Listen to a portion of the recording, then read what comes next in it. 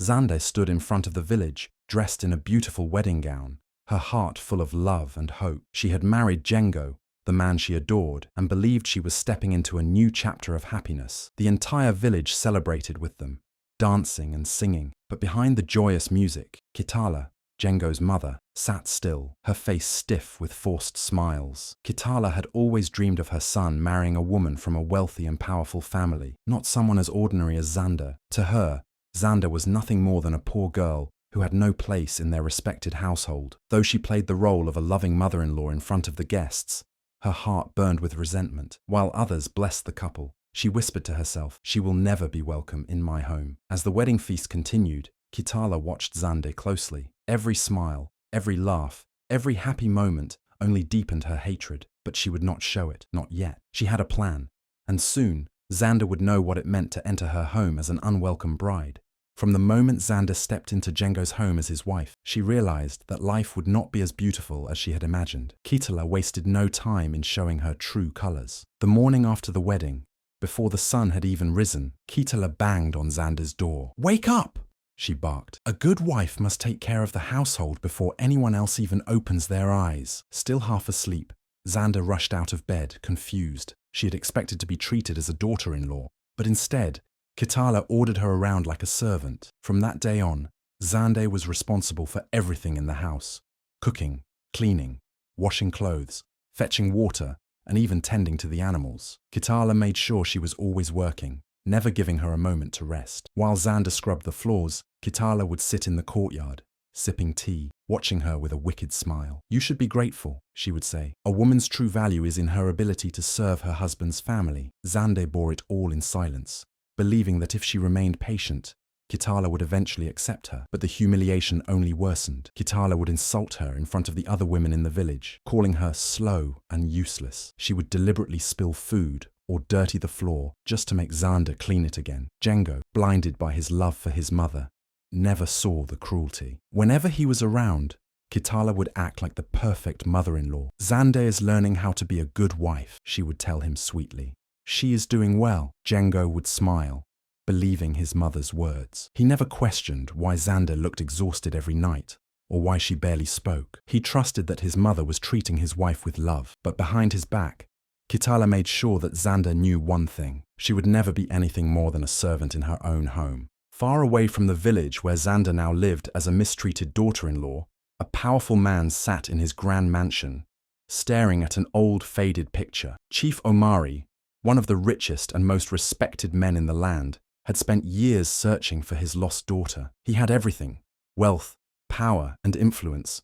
But the one thing he truly wanted remained out of his reach. Many years ago, when Xander was just a baby, Omari's enemies had plotted against him. They wanted to destroy him, and they knew the best way to do that was to take away what he loved most, his only child. Fearing for her safety, Omari had no choice but to send her away, entrusting her to a humble but kind couple in a distant village. He had planned to bring her back once the danger had passed, but fate had other plans. The couple who raised Xander treated her as their own daughter. They were poor, but full of love, and Xander grew up believing she was just an ordinary village girl. She never knew the truth, that she was the daughter of a billionaire, born into a life of luxury and privilege. The only clue to her past was a small beaded bracelet she had worn since birth, a gift from her real father. As the years went by, Chief Omari never gave up hope. He sent his men to different villages, searching for any sign of his lost child. But the land was vast, and the task was not easy. Many told him to accept that she was gone, but he refused. In his heart, he knew she was still alive. He could feel it. Meanwhile, Xander continued to live her simple life, unaware that she was the missing daughter of a man who would one day change her fate forever. Kitala had tried everything to break Xander's spirit, but no matter how much she humiliated her, Xander remained in the house, enduring the suffering in silence. This made Kitala furious. She wanted Xander gone, but she needed a way to make it happen without Django suspecting her true intentions. That was when she came up with a wicked plan. One afternoon, while Django was resting under the shade of a tree, Kitala sat beside him and sighed dramatically. "My son," she began in a sorrowful voice, "I have always wanted the best for you, but look at your life now. Look at your wife. She is nothing but a burden to you." Django frowned. "Mother, what are you saying?" Kitala shook her head. "I say this because I love you. You deserve better. A man like you should have a wife who brings wealth and respect to this family, not one who makes us look like common villagers." Django tried to ignore his mother's words, but she didn't stop. Day after day, she kept feeding him lies, making him believe that marrying Xander had been a mistake. Then she introduced Malika, the daughter of a rich merchant. Malika was beautiful, elegant, and well-spoken. Unlike Xander, who always looked tired from housework, Malika was dressed in fine clothes and smelled of expensive oils. Kitala wasted no time in planting seeds of doubt in Django's mind. "See how graceful Malika is. She comes from a wealthy home. If you were with her, our family would grow in status and riches. But with Xander, you will always remain poor." At first, Django resisted. He cared for Xander, and he didn't believe she was a burden. But Kitala was clever. She made sure that every time Malika visited, Xander was either covered in sweat from cleaning or too exhausted to even speak properly. Slowly, Django began to see his wife in a different light. Soon, he started to mistreat Xander as well. He became distant, no longer defending her when his mother insulted her. He stopped eating the meals she cooked and spent more time outside the house. Whenever she tried to speak to him, he would snap at her or walk away. Xander didn't understand what had changed. She had endured Kitala's cruelty. But now, Django, the man she had loved and trusted, was turning against her too, and she had no idea that it was all part of Kitala's evil plan to push her out of the house for good. The day of the family gathering arrived, and the entire village was invited. It was a grand event, filled with music, laughter, and the aroma of delicious food. Kitala made sure everything was perfect, but she had one more plan to humiliate Xander in front of everyone. Early that morning, she called Xander into the kitchen and tossed a bundle of clothes at her. "Put this on," she said with a smirk. Xander unfolded the bundle and gasped. It was an old, ragged maid's uniform, the kind worn by servants in the wealthiest households. She looked up at Kitala in disbelief. "But I am your son's wife," Kitala scoffed. "You, a wife? No, Xander. You are nothing more than a servant in this house. Now do as I say or leave with nothing." Xander swallowed back her tears and obeyed.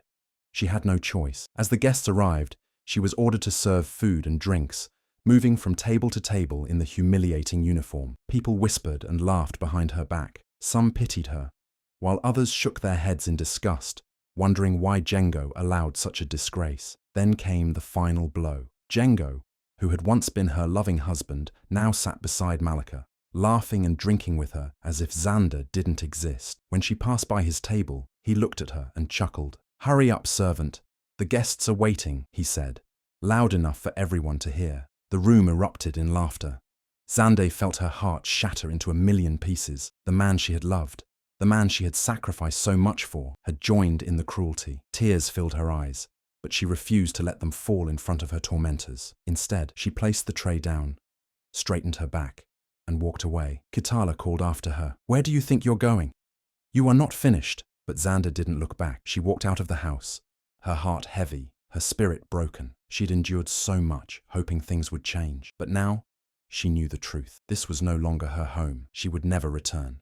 Xander walked for hours, her feet aching, and her heart heavy with pain. She had no idea where she was going. All she knew was that she could not return to the house where she had been treated like a servant. The sun was beginning to set when she found herself near a quiet riverbank. She sat on a rock, staring at her reflection in the water, feeling lost and alone. Just then, she heard the soft voice of an old woman. "Child, why do you cry?" Xander looked up and saw a frail but wise-looking woman standing nearby, leaning on a wooden staff. Her eyes held a strange kindness, as if she could see into Xander's soul. "I have nothing left," Xander whispered. "I have no home, no family, no one to care for me." The old woman stepped closer and studied Xander's face. Then, her gaze fell on the beaded bracelet around Xander's wrist, the one she had worn since childhood. A flicker of recognition flashed in the woman's eyes. "Tell me, child, where did you get that bracelet?" she asked. Xander touched the beads, confused by the question. "I don't know. I've had it for as long as I can remember." The old woman took a deep breath and nodded. "Then it is true. You are the lost daughter of Chief Omari, the great ruler of the Eastern lands. He has searched for you for many years, believing that one day you would return." Xander's heart pounded. "That's not possible. I was raised by poor parents. I am just an ordinary village girl." The old woman smiled gently. "No, my child. You are the only heir to one of the greatest fortunes in the land. Your father sent you away as a baby to protect you from his enemies. He never stopped looking for you." Xander sat in stunned silence, unable to believe what she was hearing. All her life, she had thought she was nothing, unimportant, unwanted, but now, she was learning that she was born into power and wealth, that she had a father who had never given up on her. A new fire lit in her heart. She was no longer the broken woman who had been humiliated and cast aside. She was the daughter of a great man, and it was time to reclaim her place in the world.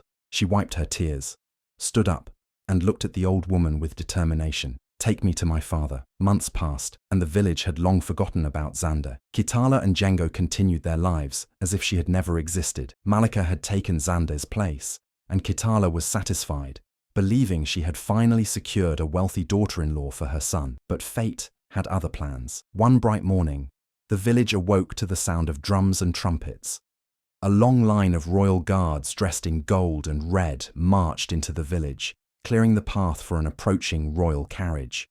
Behind them, warriors on horseback carried banners with the emblem of Chief Omari's family. The villagers rushed to see who had arrived, their whispers filling the air. When the carriage finally stopped in the village square, the door opened, and out stepped a woman no one could believe their eyes to see. It was Xander, but she was not the same broken girl they had once mocked. She was now dressed in the finest silk, her jewelry sparkling under the sun. Her posture was tall and proud, her face calm but powerful. The once timid and humble Xander had returned as the daughter of Chief Omari, heir to his vast empire. Gasps filled the air. People could not believe what they were seeing. How was this possible? How had the girl they had treated like a maid become a woman of such power and status? Kitala's face turned pale as she clutched Django's arm. Django, too, stood frozen, unable to process the sight before him.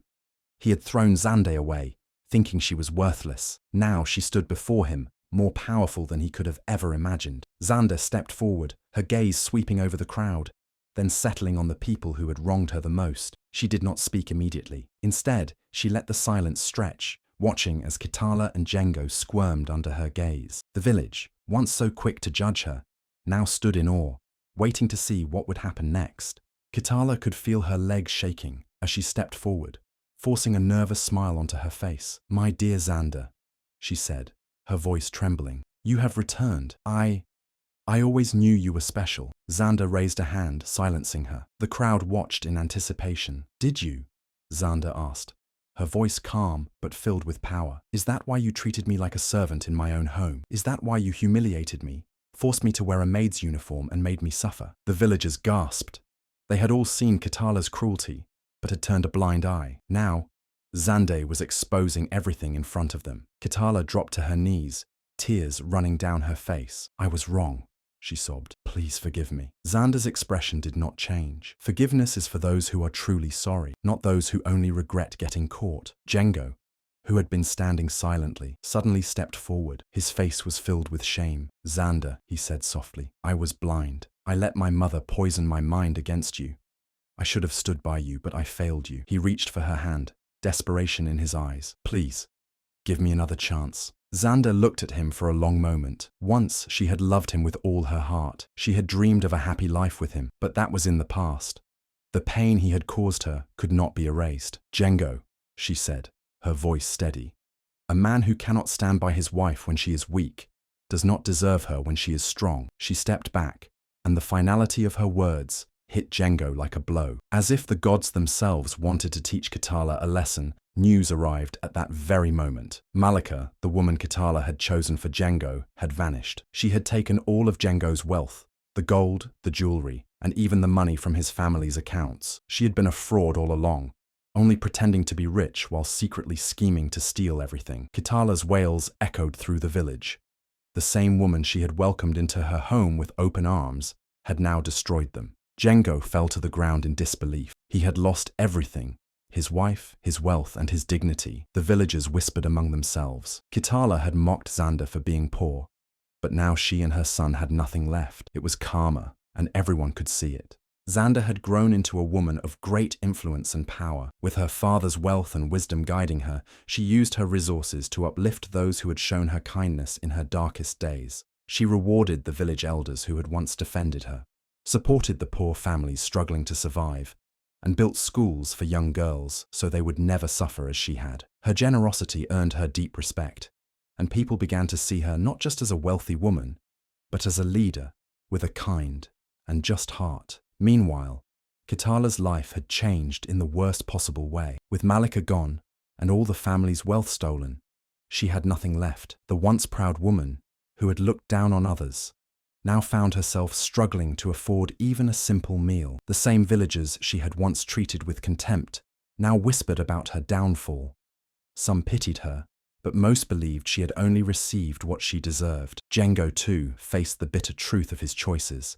He had thrown away a loyal and loving wife for the promise of wealth, and now he had lost everything. He avoided the village square, unable to face the shame in people's eyes. He often sat alone, staring into the distance, wishing he could turn back time, but it was too late. Xander had moved on, and he was nothing more than a man with empty hands and a heavy heart. As Xander passed through the village one day, she saw Kitala sitting outside a small, crumbling hut. The older woman's clothes were torn, her once proud posture now bent with defeat. Their eyes met for a moment, but Xander said nothing. She did not need to. Kitala already knew. This was the life she had created for herself. The village had learned a powerful lesson. No one, no matter how poor or humble, should ever be looked down upon, and no amount of cruelty could stop destiny from lifting up those who deserved it. Xander knew that true happiness did not come from revenge. She had seen Kitala and Django suffer the consequences of their actions, but that did not bring her peace. Instead, she chose to use her wealth and influence for something greater. She started a foundation to help women who had been mistreated in their marriages, women who had been abandoned, abused, or made to feel worthless. She built shelters where they could find safety, provided them with education and skills to rebuild their lives, and ensured they never had to depend on cruel in-laws or ungrateful husbands to survive. Word of Xander's work spread far and wide. Women came from different villages, seeking refuge and hope. Some had stories just like hers, forced to serve in their own homes, treated as less than human, and made to feel they were nothing. But Xander taught them that they were strong, that their worth was not defined by how others treated them, and that they had the power to change their own destiny. The villagers watched in amazement. The same woman they had once pitied now stood as a symbol of strength and kindness. Many realized their mistake. They had turned a blind eye to her suffering when she needed them most. Now, they saw that she had been destined for greatness all along. One day, as Xander stood before a crowd, she spoke words that would never be forgotten. Never underestimate the worth of someone, for you never know their true destiny. The lesson was clear. Power, wealth, and status could change in an instant, but a person's true value could never be destroyed. With a heart full of purpose, Xander continued her journey, not as a woman seeking revenge, but as a woman who had turned her pain into strength. She had found her true calling, and in helping others, she had found her own happiness.